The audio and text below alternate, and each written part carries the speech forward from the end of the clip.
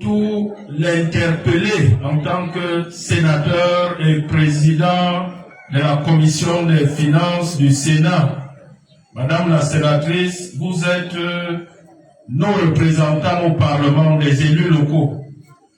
En cette veille de session budgétaire, posez la question à Madame le ministre des enseignements secondaires. Pourquoi l'école publique se meurt? Pourquoi l'éducation secondaire se meurt? Parce que monsieur le proviseur a été très poli en parlant d'insuffisance tout à l'heure.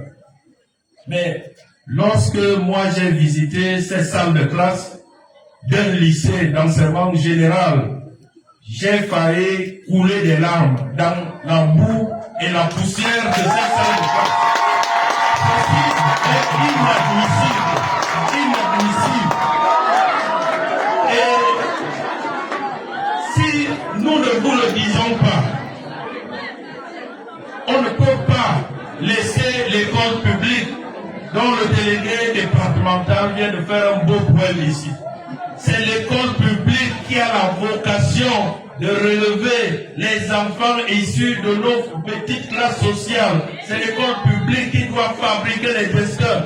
Nos parents ici n'ont pas de millions pour aller payer les écoles privées. Ils n'ont que ces lycées publics. Et c'est là que vont partir les grands testeurs qui vont ensuite diriger les entreprises, l'État.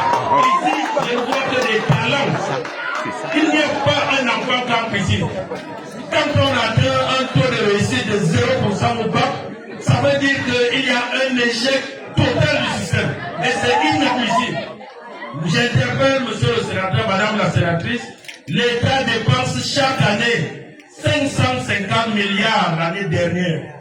Prenons seulement 10%. Normalement, on devrait prendre 30% pour l'investissement dans les lycées.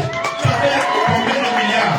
150 milliards. Et chaque conseil régional aurait 5 milliards. Il n'y aurait pas des poubelles comme ça comme lycée.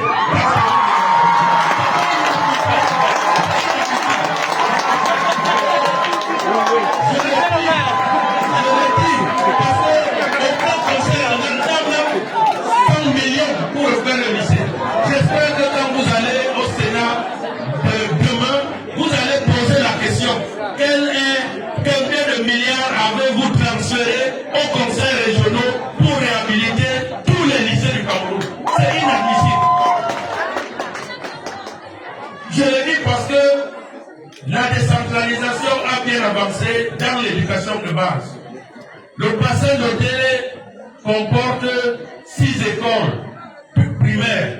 Donc, une école confessionnelle, mon ancienne école de Condré d'ici.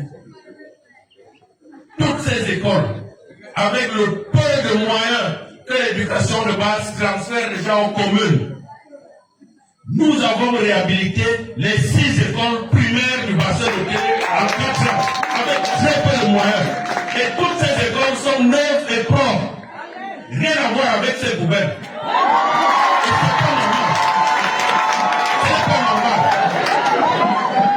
C'est donc la seule interpellation que j'avais à vous faire. Parce que ça part de là. Les conditions de travail. Les enseignants, on en a déjà ici. Il faut l'informatique. Mais moi, je ne mettrai pas mon enfant dans une poubelle comme ça.